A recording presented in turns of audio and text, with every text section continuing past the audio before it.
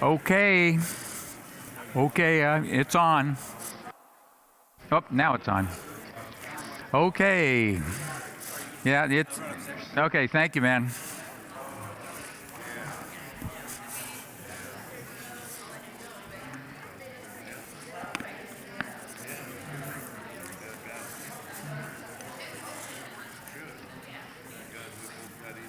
As long as Mike is good with it, which I'm confirming, we're going to show a picture of the new bank. Oh, great. How fun. I love it.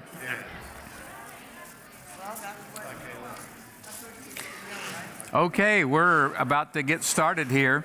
And just for you to be aware, you'll want to see the screen. So if you're on the sides, just make sure you're where you can see it okay, and everything will be good, all right? I'm going to start in about 1 minute, all right? So get yourself settled in.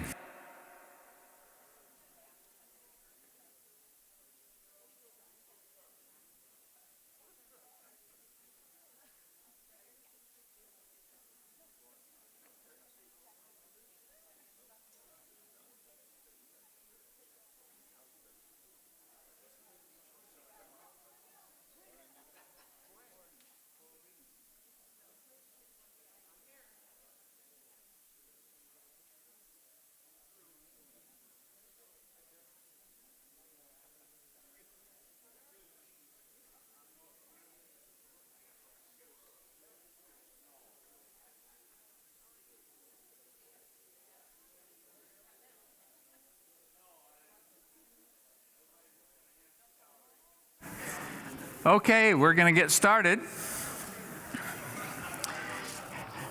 This is not the last in the know meeting that we're going to have, but it is the last in the know meeting that the transition team is going to be a part of. There will be more to come. Let me explain to you what's going to happen this morning. And there's a lot going on this morning. So in this hour, we are going to give you a recap of what has transpired over the last almost year and a half. Really, Matt left almost 2 years ago. So give you a recap of what have we been doing? What has the transition team done? Where are we at? Once they have concluded that report, and they'll be each sharing with you something that they've learned or whatever, then we are going to retire them with honor and pass the baton to the elders. And then the last thing that we're going to do this morning is we are about to launch our search for pastor next. And we want to give you an overview of what is that process going to look like, where are we going from here, what's going to happen, that sort of thing. So anyway, that's what we're going to be doing.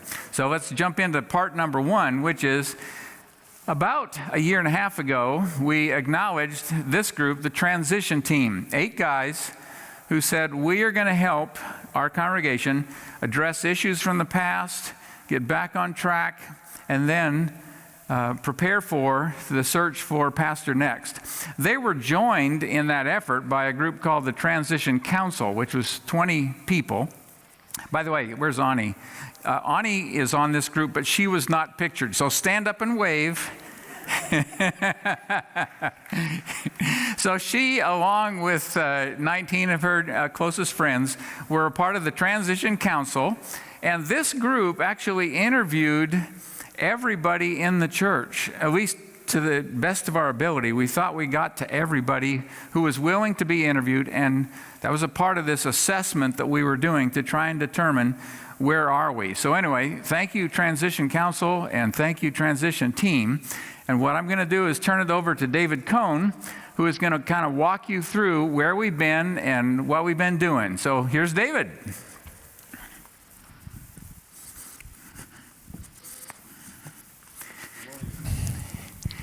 All right, here we are. Okay, this is going to be old news because it's like it's the stuff we've been talking about for a long time, but it's an exciting day to get to the point where we can say, this is what we've done and we're ready for what's next. So, we referred to this process as an intentional. He's going to turn off the mouse that keeps whacking around there. Okay. But he's also advancing slides, so if you have to go back, that's fine. We refer to this as an intentional interim process, right? And so intentional is really important, right? We felt like there was some work that we wanted to do to position ourselves as a church body in preparation for what is next. And so, very thankful to have Pastor Jim come in, give us a roadmap for what this work in this period could look like.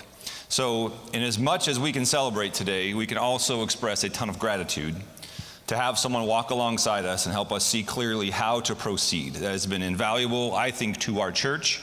I hope you all see the value that we've had and the things that we've done, and really the opportunity we have now to move on to what's next in a good place.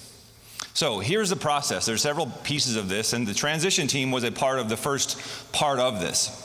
So that collect data, sort data, address the past, and embrace the future. That's where we are, right? The transition team is really ready to hand this on. When we collected the information from our church body and assessed the results of those interviews, the interviews that we did with former members, all kinds of information, we produced this church health assessment document, if you remember way back. And that document really then gave us the opportunity to articulate a roadmap for us that wasn't just the IPM roadmap, right? That's big picture. What do we specifically find about this church to address? And those were five things. You see 4 bullet points here, but reconciliation, shepherds, relationships, on mission, equipped. Those are 5 main themes that came out of this. And we put together 4 initiatives to address those. So today, I'll show you here, there's a challenges met, challenges yet phrase. But here's the first of those that we addressed. Healthy relationships, addressing the past. We were able to take a significant amount of time to identify some of the key issues, to give ourselves as a church a grace toolkit. If you remember the sermon series, so many phrases still are in my mind for how to do this, right? How do we be an asset to the conversation? How do we put a gift of the shelf on our heart for somebody? A lot of new things I felt like Jim really helped lead our church through to help us really address the past in ways that are meaningful so we can put a check mark by those and move on, knowing that we can also commit to the future to maintain this. So that first one, we have completed that process. When we were done with that, we pivoted to this empowering leadership preparation. Important phrase, empowering leadership, not empowered leadership, which is really our opportunity to articulate the Shepherd's Covenant as the future model for our elders to work under. So seems crazy to say all that work is really just 2 things, but really in 2 big buckets, that's where we spend our time. The 4 initiatives that we laid out really had an ongoing piece to them, right? Once we addressed the past, we wanted to find ways to protect our future oneness. There is still some future work to do here, ways that we can be intentional about this. And then also, how do we effectively be a church on mission that is servant leader equipped? That is what the elders are in place for, and it's their opportunity to really establish what this looks like for our church. So that is what we have hoped to do. That bottom line under there, that clear and transparent communication in all matters, in all quarters. I hope you've been along for the ride with us as a transition team. We have tried our best to communicate along the way what we were doing. Thank you for letting us spend the time. It sounds a little crazy to say it's 2 years ago since Pastor Matt left. In many ways, we're ready for what's next, and excited for what's next. It's been a while, but we have a great work we can look at and a great future. So I want to take a second here. You've heard enough from me. I guess my last words in this are thank you for letting me be a part of this. It's been a privilege to work with this transition team. Their weekly commitment, 6 a.m. on Thursday mornings, every week was a grind, but it was always refreshing. Getting out of bed was hard, but driving here was not. It was always a great time. And then when I was met here, it was a privilege to work with these guys. So thank you for the opportunity, church, to help us do some things. We changed a few things here.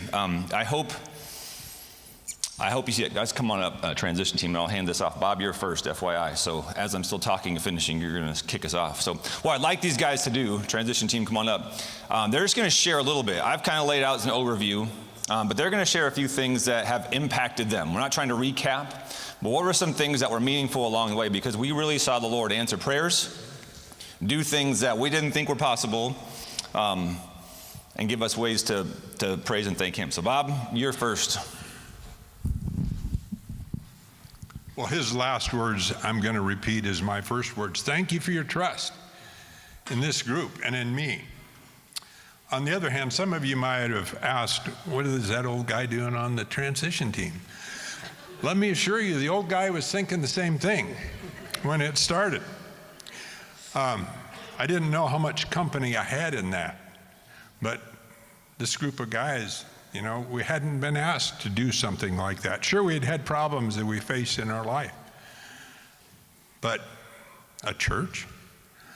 So anyway, big challenge for us to do. In that, there were some high points and some low points.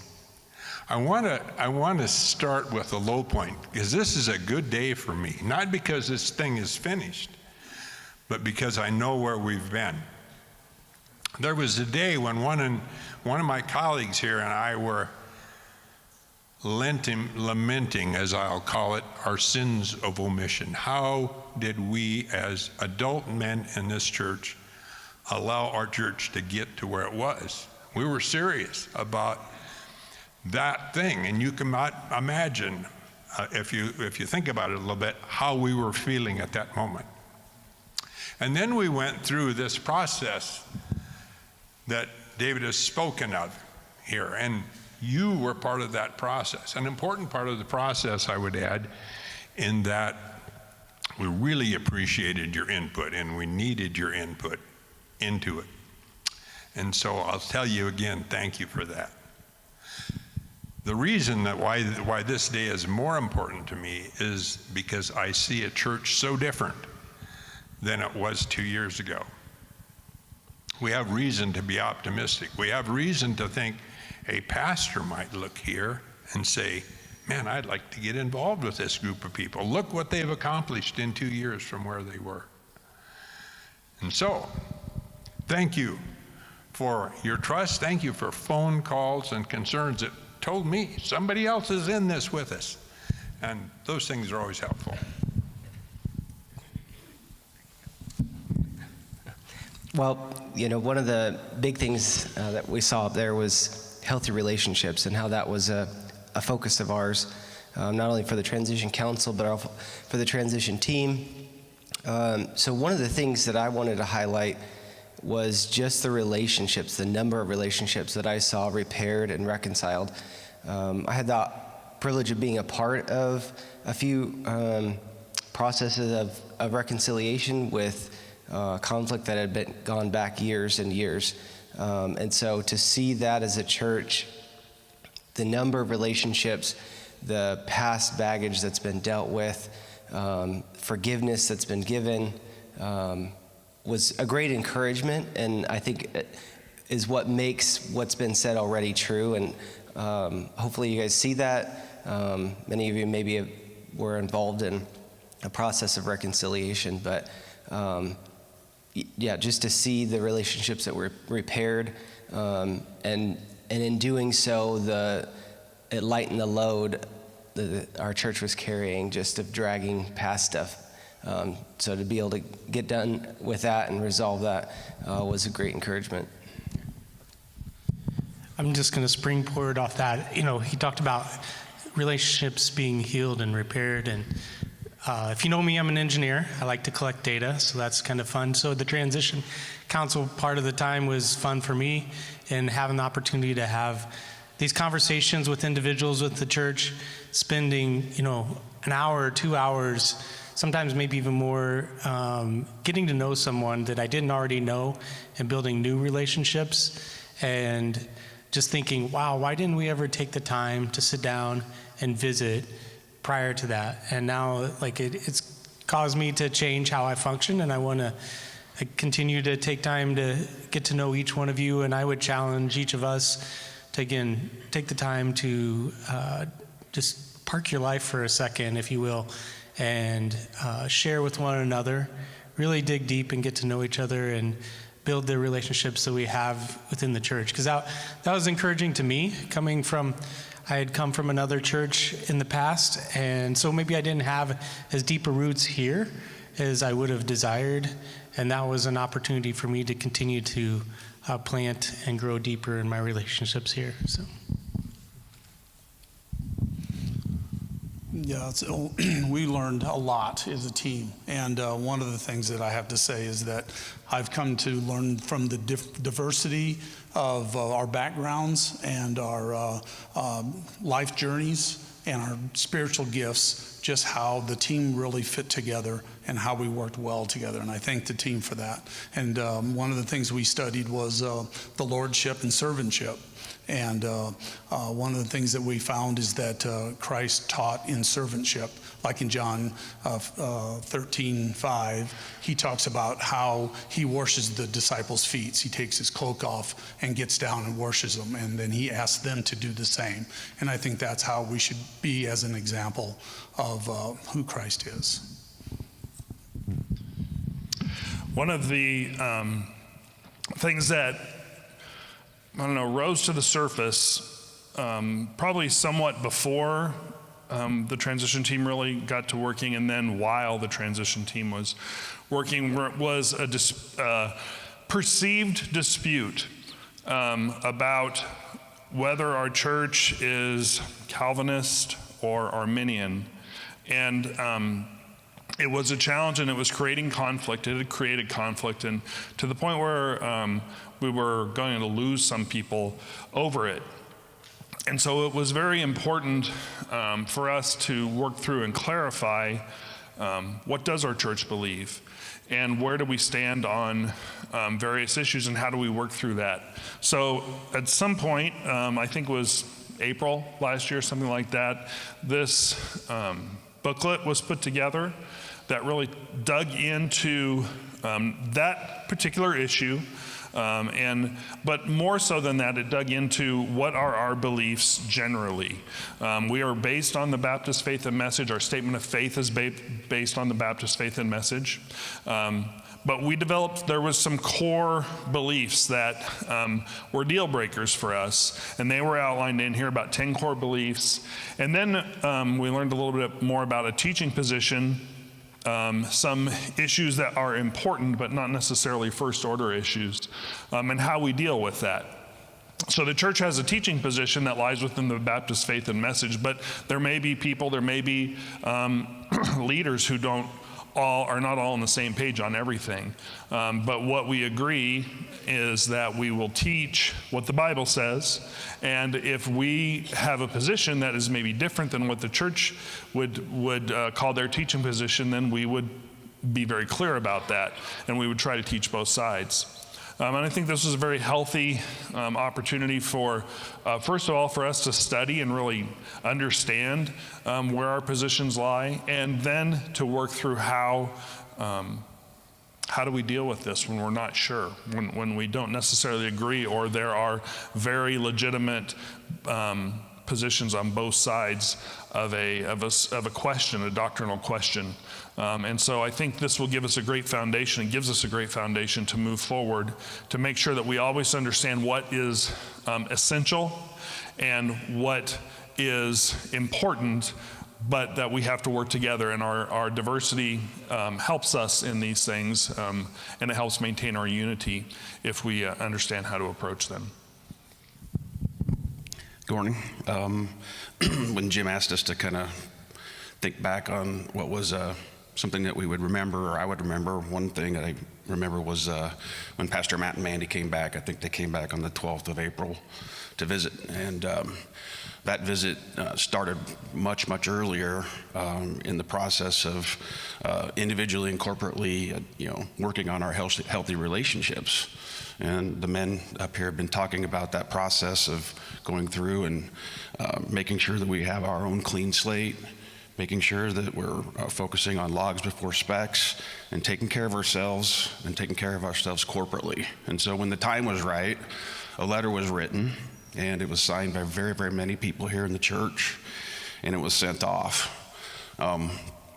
You could look back on it now, but it was a little bit funny, was it seemed like it took forever for the letter to get there. We would get like a text in the middle of the week from Pastor Jim, and hasn't gotten it yet, or we'd get an update on Thursday morning. So eventually we used technology. We scanned a letter. It was warmly received, and then they wrote us back.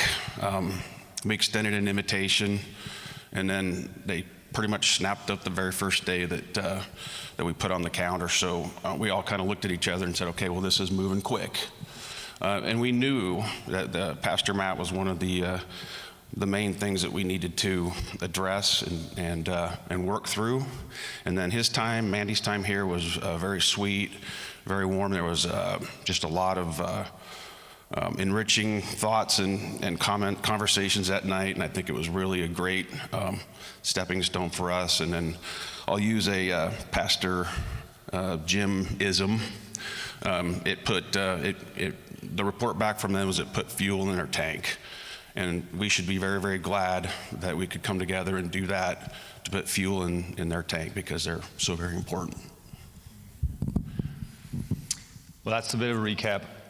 One member that's not here is Albert Fleming, and I'm not going to speak for Albert, but I'll pick up on this just briefly. We wrote a lot of letters as we looked at the past and so forth, and the phrase you heard Jason just mention, that logs before specs.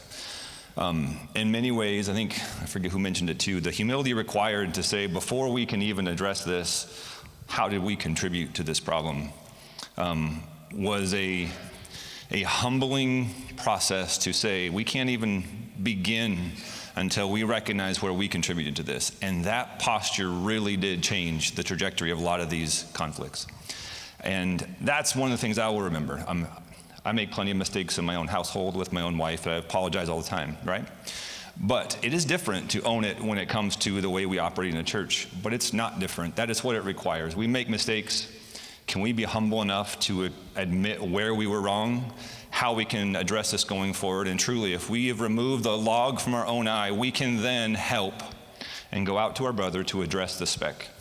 And that can be done in love, that can be done in relationship, and that really is an opportunity that we feel like we have much differently here. We have a whole new season of elders coming in with the goal of shepherding, and you can't shepherd unless you can have a voice into someone's life. And what's the credibility of that voice in someone's life? It's a clean slate, it's humility. And that's what we've been teaching. How can we be at a place where we can grow together as a church, to speak truth to one another, to grow together, to be discipled together. And that's been probably one of the most rewarding parts of me for being on this team, is to see that played out in a church. So thank you guys. Thank you, congregation. It has been a blessing, and several of these guys are in ties. You see them, right? That's the guys taking this forward, and I can't be more excited to hand it off to them, but also more excited for what the future has. So thank you. Don't go away. If you guys would stand on the first stair here, this will allow me to do something, on the first step. Just come stand here all together. That'd be awesome. Yeah, down one. Perfect. Okay. So what I want to do is actually apply last Sunday's sermon. Last Sunday's sermon was about speaking the language of encouragement. And that's what I want to do for these 7 guys who are here. So what I want to do is bless each one. What have I seen in the case of Roger? I believe that this is a man who is the real thing. I look at him, I look at his family, I look at his marriage, and I see an authentic man who is devoted to Jesus Christ. He's also an incredible servant here. He's not a guy who's going to get all wound up about something, but there is this quiet force in him that is about, I want to get it right. I want to do what Jesus says. Roger, we love you. Good man. This is my candidate for the Charlie Kirk of Northern Heights. What I see in this man is someone who is pouring his heart into a next generation. And he wants to help them get it right. And there is this quiet passion in him. And I am so profoundly grateful for that in you, Matthew. You're a good man, and I want to see you keep going. Bob Talsma, One of the things that I appreciate about him, and it came through loud and clear in much of what we did, is here's a man of humility. If there was a way in which we got it wrong, he wouldn't wait for us as a committee. He would go to somebody and say, you know what, I got it wrong. Oh man, we need that so desperately. And so I appreciate you because you're a man of humility and a man who is able to be teachable. And yes, you may have a little bit of aging on you, but if you can still be teachable and humble, then that is so awesome. And so I so appreciate that in you. You're a good man. This is a man who I think maybe is not on your radar in a way that he should be. I mean, when I look at how he is devoted to the safety and the well-being of people in his community and in this church. Now, he's not going to be, it's fine if you want to. He's not going to preach today's sermon. That's not his wheelhouse. But in terms of being a man who wants to promote the good of other people, Ron Gadigan is that man, and I so appreciate that about you. You're a good man. This is kind of a guy who flies under the radar, but things happen. He's a true servant. You know, he's not going to be a big flash in the pan, but when you need something, it's almost like, oh, here it is. And he's there with it. And so what I appreciate about Bob is that he is a man who is a servant. I also think of, remember the tortoise and the hare? He's just this steady on guy. You're not going to see a bunch of fireworks, but you're going to see this slow, steady movement forward. Good man, and we are so fortunate to have him here. I like to think of this man as someone who is kind of like a diamond in the rough. He's not on the radar. He's not someone that a lot of people think about. But when I watched what he did on a number of fronts, it was just like when you give him something to do, stand back and watch. And I so appreciate the fact that you are the real deal. You are an earnest soul who wants to do what is right. You're a good man. There are different kinds of leaders.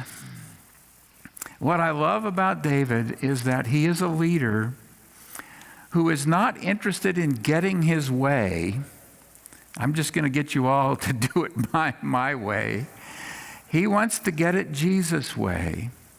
And he's not there in leadership to get you to all see it the way he sees it or conform to his thinking. He genuinely wants what everybody has to contribute to be a part of what God uses to get us to the solution. I love the leadership style of this man. It is like Jesus, who wants us to become the best that we can be and is willing to even go to a cross for that. So thank you, David, for being a good leader. I think a good commentary on this process, because, it would be easy for each of these men to have gone through this process that we've gone through and then say, whew, okay, we're done. They had their last meeting a week and a half ago. Okay, I'm done. But that's not what any one of them are doing. I'm going to reveal one thing to you.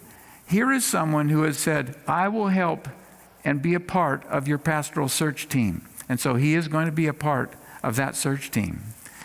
Jason has joined with Bob, and I'll get to him in a minute. And yes, he's going off the transition team, but he's a part of this group called the E team, the encouragement team, which is trying to make encouragement a language in which we are fluent as a people. And he's saying, yes, I will do it. Bob is going to keep being steady, and so he is going to continue helping the elders as their secretary and helping us to stay on track, and I'm so grateful for that. This man has said, I am willing to step forward and be a shepherd for this people. The transition team gave me insight into what that looks like, and so that's what I want to do. In the case of Bob, he is also a part of this E-team, saying, I want to take what we have done and move forward and become a people who are more conversant in the language of encouragement. And I am so grateful.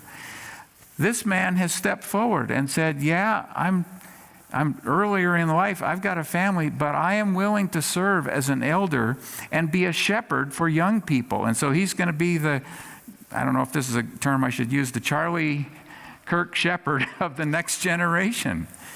As has this man who has stepped forward and said, I will serve as an elder, and I am willing to commit to being a shepherd for this flock. Basically, what you're seeing is in all across the line, this is not a group that is saying, whew, okay, done, I'm checking out for a year. They're saying, I'm ready to take it to the next level. And so we are so profoundly grateful for all of you and for what you have done and for what is yet to come. Thank you.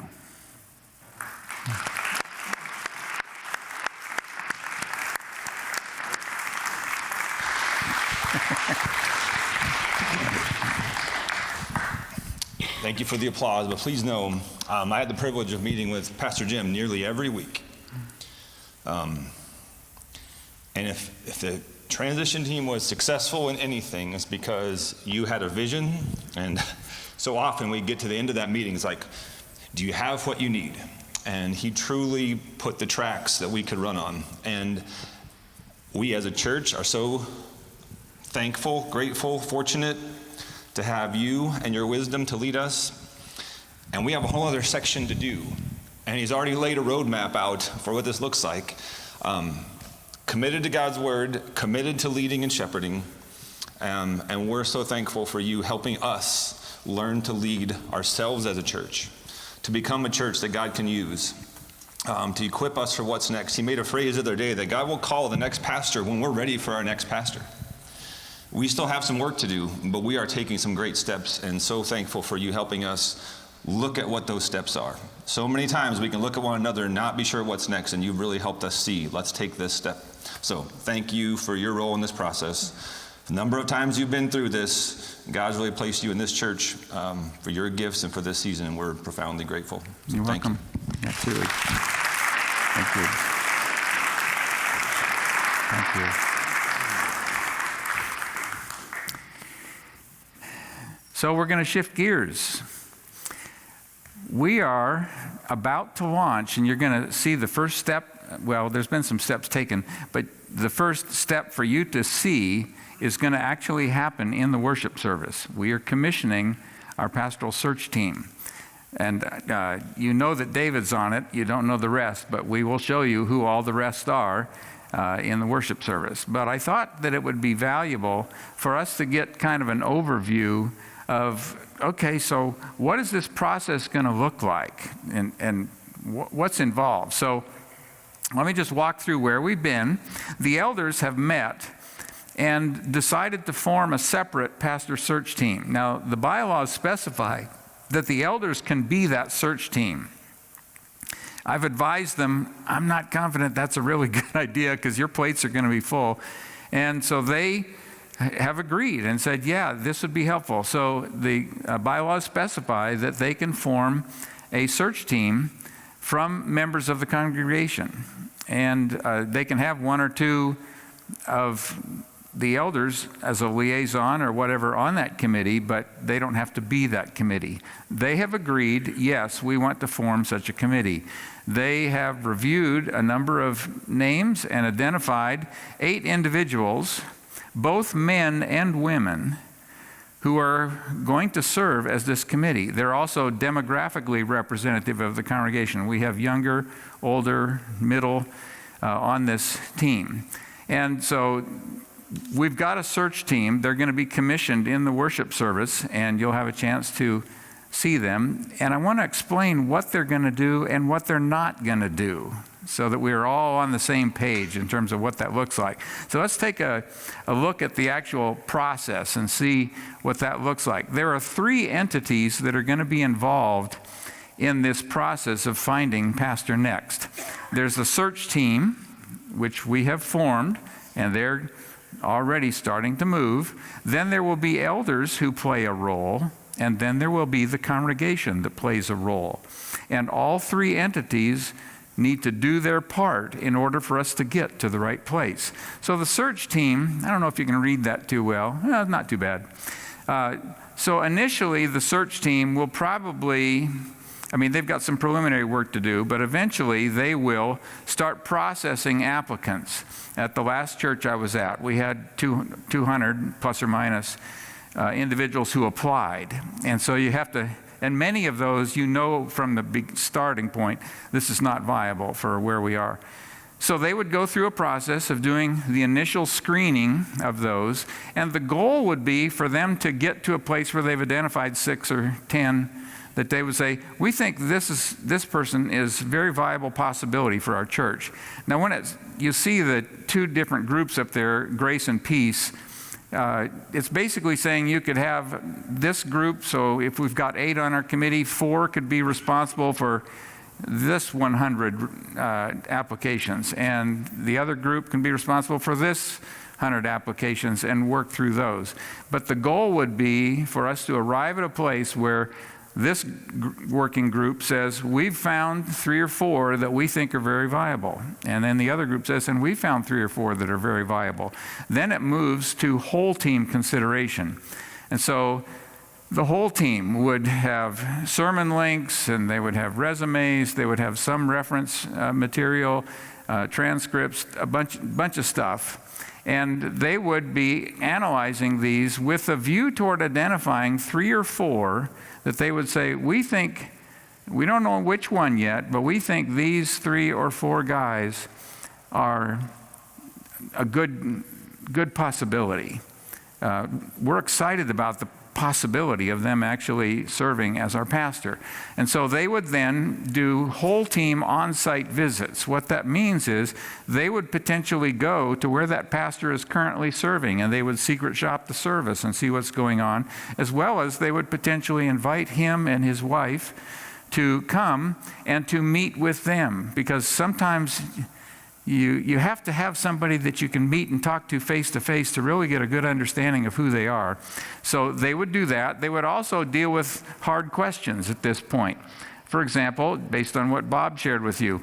So where are you at as it relates to Calvinism and Arminianism? And you'd ask tough questions, both doctrinally, but also some of the hard questions about suitability for this particular church.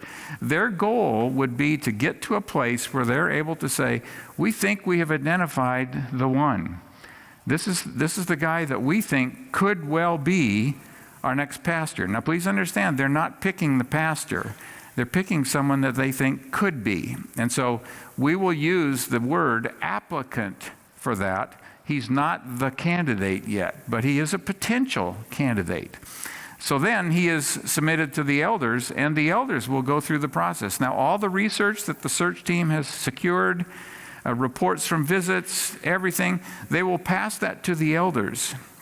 And they will be able to say, here's what we know about him.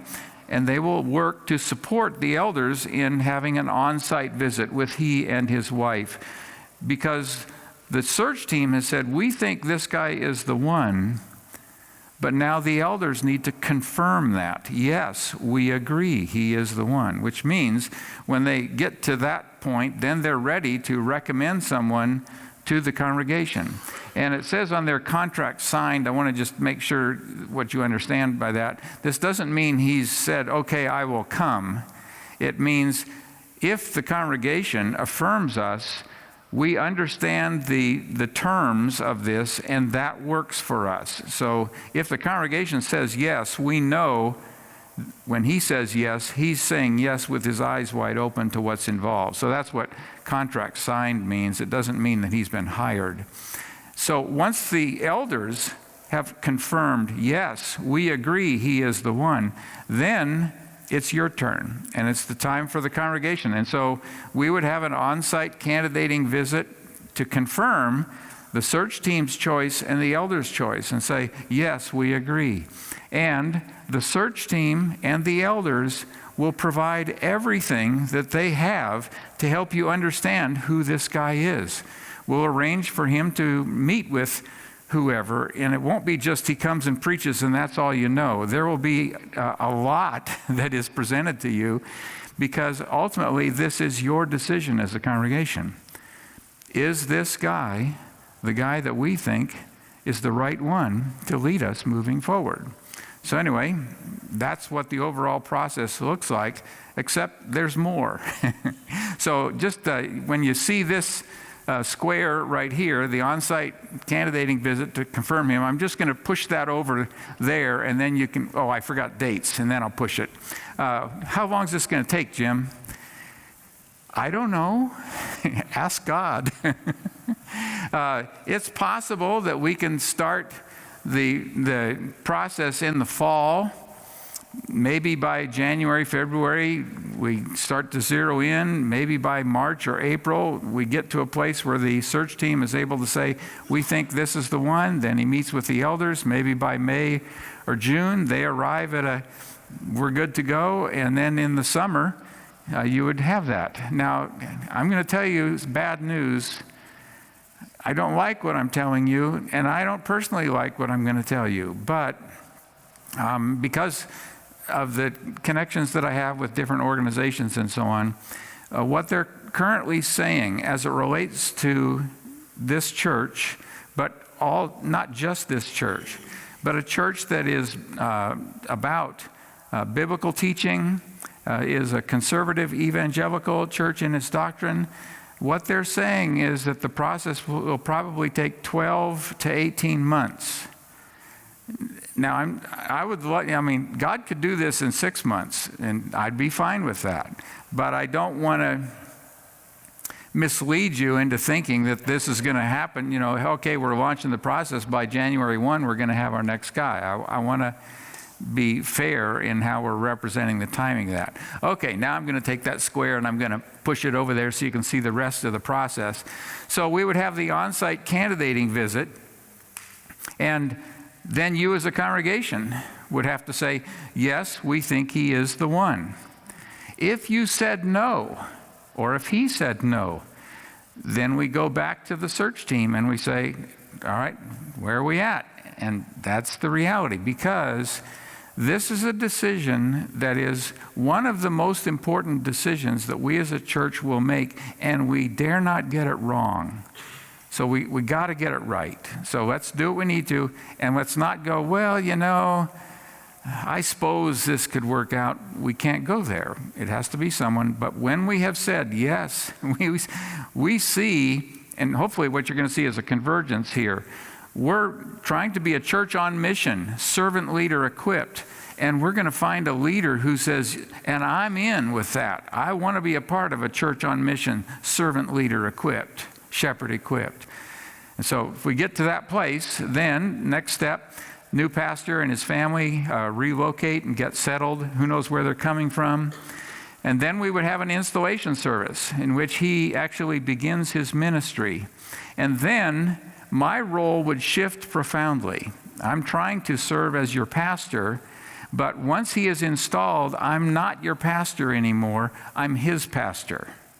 And so basically what I'm going to do, and I've been in some churches where this has involved a few weeks.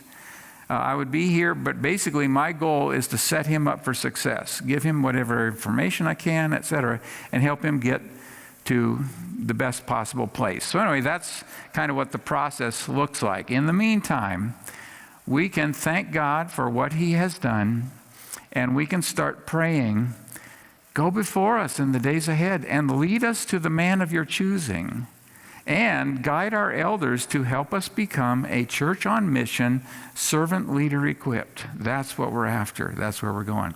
So we got a little bit of time. I'll throw it open if there's any questions you have or comments you want to make, observations you have, thoughts. Yeah, John? You initially said, I think, to one of your previous churches you worked with that there was a couple hundred applicants. That surprised me. Is that likely to happen around here? I can't say. I will tell you this. Now, this is 8 years ago. So 8 years ago, I was at a church that was a Baptist church. It wasn't a Southern Baptist church, but a Baptist church in the town of Washington, Iowa. It was a town of about 8,000. And I think we had maybe around 150 applicants to that position. Now, the overwhelming majority of those are not viable. We have something called an NPF letter, not pursue further. And we would be able to send an NPF letter to maybe 8 out of 10, because you would go, this is just not going to work. This is not, and there's 5 criteria. This is not a DNA fit or a doctrinal fit or whatever it happens to be. So I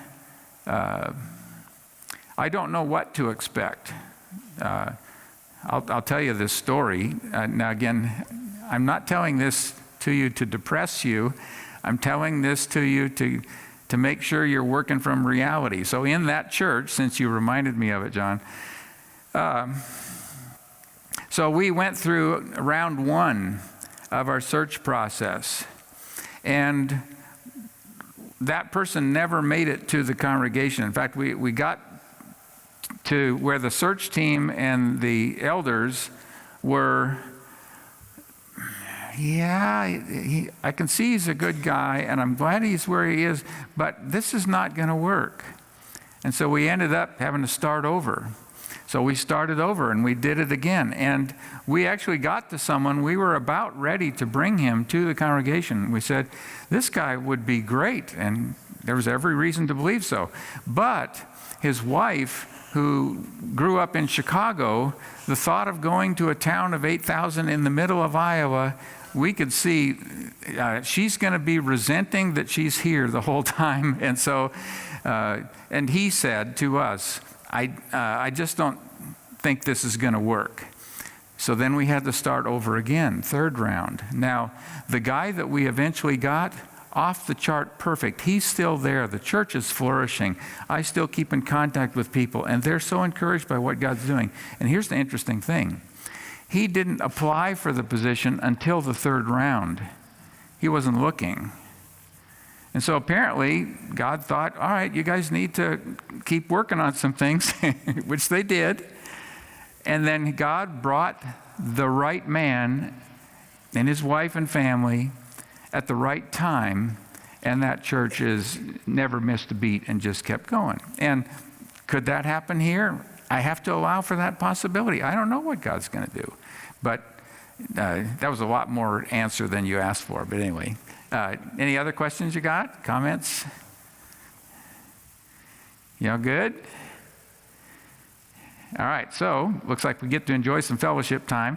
Be aware of this, that one of the things we're going to do in the next hour, well, I'll tell you 3 things we're going to do in the next hour. We are going to actually commission our search team. So you will get to meet them and see who they are, but all 8 of them have said yes. One person has said yes, but he's not here in town. He's in Hawaii. But that's Will Paragon. So now you know 2. For those of you who are going, who's on it? Will has agreed to serve on the search team, but he will not be here. But the other 7 will be here. You'll get to see them, and we'll commission them. Then we are going to commission our elders, and we're going to basically have them come before you, and they are going to declare to you their commitment to shepherding you well. And then, right at the end of the service, what we're going to do is all go out that door and go to the parking lot that's on the north side, and we're going to, our elders, as one of their kind of first acts, are going to pray for the sign, and then we're going to count it down and fire it up and see what God wants to do. So anyway, that's what's happening next, okay? Everybody good? All right, I'm going to pray for you, and then we'll enjoy some fellowship. Father, we thank you that you're in charge. We're not in charge. You're in charge. And we want to stay in step with your Spirit the whole way. And so we pray that you would go before us, that you would lead us, guide us, direct us, help us to be a church that you would say, like you said of a church in Revelation, I have nothing against you. You're doing a great job. We want to be that kind of people. So show us whatever we need to see. Support us in whatever we need to do to be a church of whom you would say, well done, good and faithful servants. Thank you for this time. In Jesus' name, amen. All right, you can enjoy some fellowship time, and we'll get ready to worship in about 30 minutes.